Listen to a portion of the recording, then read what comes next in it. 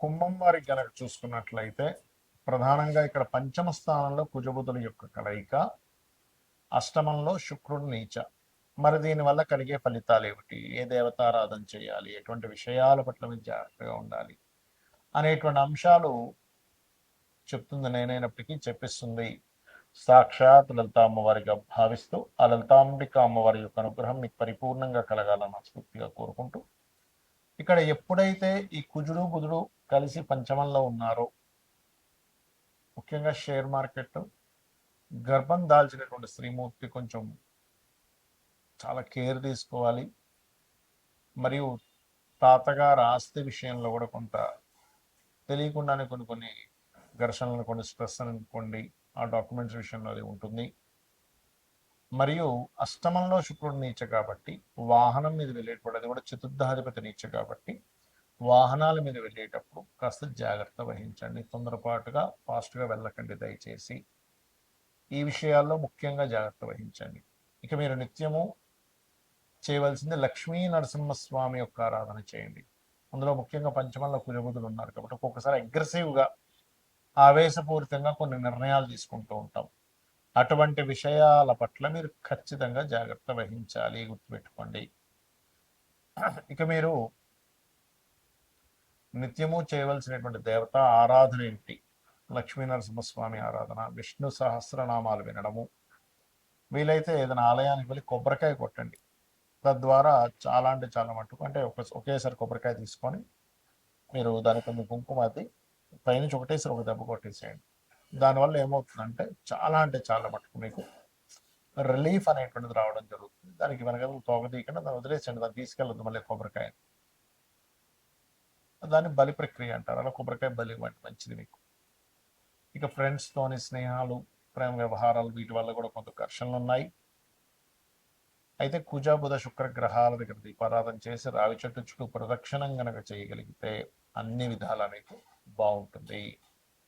అయితే ఈ కుజబుధులు ఫస్ట్ వీక్లో కలుస్తున్నారు కాబట్టి, అంటే దాదాపుగా 2-3 తారీఖుల నుంచి మనకి కుజుడు ఇందులోకి వెళ్తాడు. 2వ తేదీకి ఆల్రెడీ శుక్రుడు నీచబడుతున్నాడు.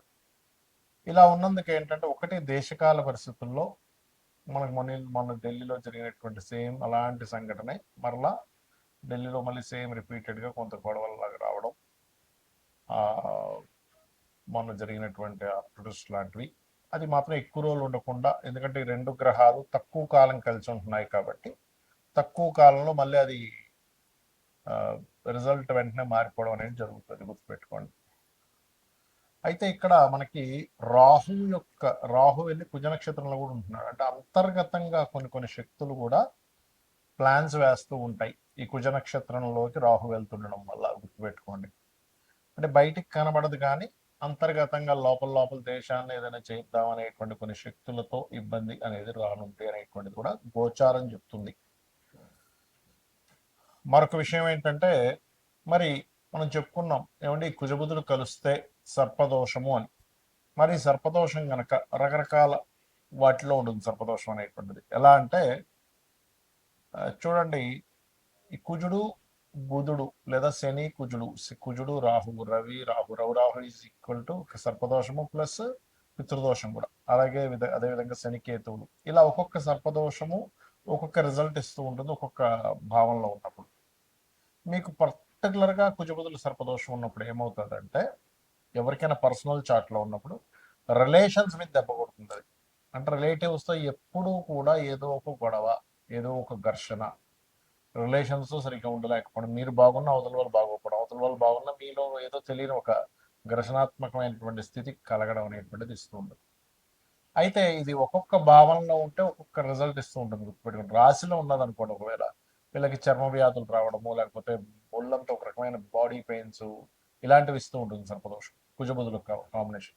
2వ భావంలో ఉంటే ఇది ధనం మీద, రిలేటివ్స్ మీద, కుటుంబ సభ్యుల్లో ఉండేటువంటి వారి మీద అనవసరం ఘర్షణలు, ఇంట్లో ఎప్పుడు ఏదో ఒక వాదనలు ఇలాంటివి జరుగుతూ ఉంటాయి. 3వ భావంలో ఉన్నప్పుడు ఇది మీరు ఏ మాట మాట్లాడినా, మనం చూడండి కొంతమంది చూస్తూ ఉంటాం, ఏమంటే మనం ఏ మాట మాట్లాడినా సరే గొడవ అయిపోతుందండి అంటూ ఉంటాం చూసారా.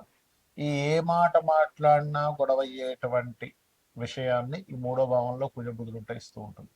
4వ భావంలో కుజుడు బుధుడు ఉన్నప్పుడు వీళ్ళకి వీళ్ళు చాలా జాగ్రత్తగా ఏ విషయంలో ఉండాలంటే రోడ్డు దాటేటప్పుడు చాలా జాగ్రత్తగా ఉండాలి. ఫోన్ మాట్లాడుతూ రోడ్డు దాటడం వల్ల కలిగేటువంటి ఇబ్బందులు నేను చూశాను. చాలా మందికి ఇలా ఫోన్ మాట్లాడుతూ రోడ్డు దాటేస్తారు, టక్కన ఏదో ఒకటి గుద్దేస్తారు. లేకపోతే ఫోన్ మాట్లాడుతూ వీళ్ళు వాహనం మీద వెళ్తూ ఉంటాడు, సడన్గా ఏదో ఒక ఇబ్బంది జరుగుతూ ఉంటుంది. కాబట్టి ఫోన్ మాట్లాడుతూ ఎట్టి పరిస్థితుల్లో వాహనం నడపడం ఇలాంటివి చేయకూడదు. నాలుగో భావంలో కుజబుధులు కలిసి ఉన్నప్పుడు. అదేవిధంగా కొంత ఎడ్యుకేషన్ పరంగా కూడా కొంత డిస్టర్బెన్సెస్ జరుగుతూ ఉంటాయి. ఇక ఐదో భావంలో ఉన్నప్పుడు సంతానంతో తెలియని ఘర్షణ, సంతానంతో గొడవలు, సంతానంతో ఇవి జరుగుతూ ఉంటాయి. ఇక ఆరో భావంలో కనుక కుజబుధులు కలిసి ఉంటే నిత్య జీవితంలో ఎప్పుడూ ఏదో గొడవే. చిన్నప్పటి నుంచి కూడా ఏదో ఘర్షణ డైలీ లైఫ్లో, అంటే ఒక పోరాటంలో ఉంటూ ఉంటుంది లైఫ్ అనేది. కాకపోతే కుజుడు ఆరులో ఉన్నందుకు కొంచెం శత్రువుపై జయాన్ని కలిగిస్తారు, దట్ ఈస్ డిఫరెంట్. సప్తమంలో కుజుబుధులు ఉన్నప్పుడు ఏమవుతుందో వచ్చే జీవిత భాగస్వామికి ఈ పోట్లాడే లక్షణాలు అవి ఎక్కువగా ఉంటాయి, ఆర్గ్యూ చేసే లక్షణాలు. అష్టమంలో ఉన్నప్పుడు సర్వసాధారణంగా అన్ఎక్స్పెక్టెడ్ థింగ్స్ వల్ల బిజినెస్లో లాసెస్ రావడం ఇలాంటివి ఎక్కువగా జరుగుతూ ఉంటాయి. భాగ్యంలో ఉన్నప్పుడు తండ్రి యొక్క తత్వం ఎలా ఉంటుంది అంటే తండ్రి గారితో కొంచెం మనం ఏదైనా కమ్యూనికేట్ చేయాలన్నా మాట్లాడాలన్నా కొంచెం ఇబ్బందికరమైనటువంటి వాతావరణంలో ఉంటూ ఉంటుంది. దశమంలో కనుక కుజబుధులు కలిసి ఉంటే ఎవరికైనా కూడా అప్పుడు వాళ్ళకి ఆఫీస్లో ఉండేటువంటి వాతావరణం అంతా కూడా ఎప్పుడు జలస్ ఫీల్ అయ్యేవాళ్ళు, లేకపోతే ఎప్పుడు మనతో ఏదో గొడవ పెట్టుకొని మన కెరియర్ సంబంధించిన విషయంలో ఇబ్బంది పెట్టాలనుకునే లక్షణాలు ఎక్కువగా ఉంటాయి వాళ్ళకి.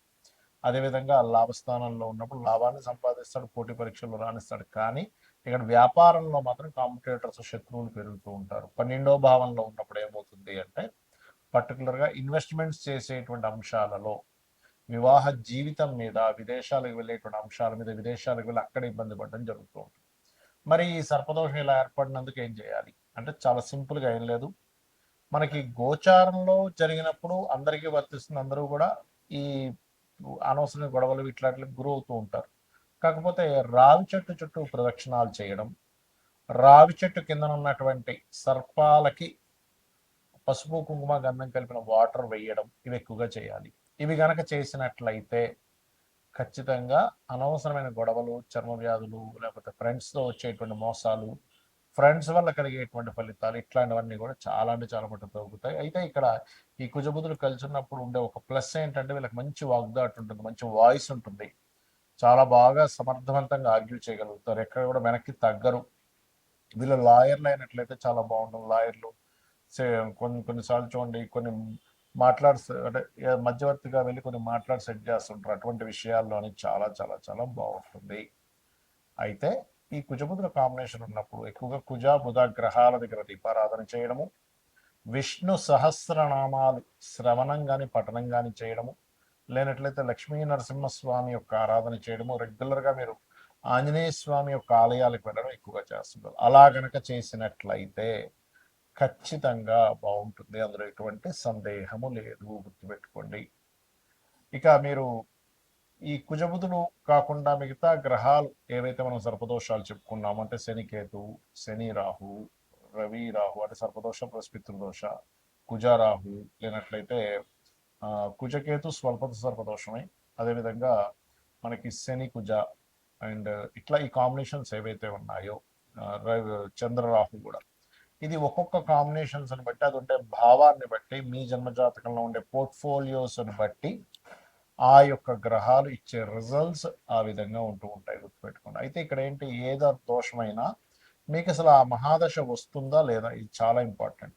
మహాదశే రావట్లేదు, ఏం చేసుకుంటాం, ఏ ఇబ్బంది ఉండదు, అంటే చిన్నప్పుడు అయిపోయిందండి, పెద్ద ఎఫెక్ట్ ఉండదు. ఎప్పుడో 100 ఏళ్ళ తర్వాత వస్తుంది, ఎఫెక్ట్ ఉండదు, ఇది గుర్తు.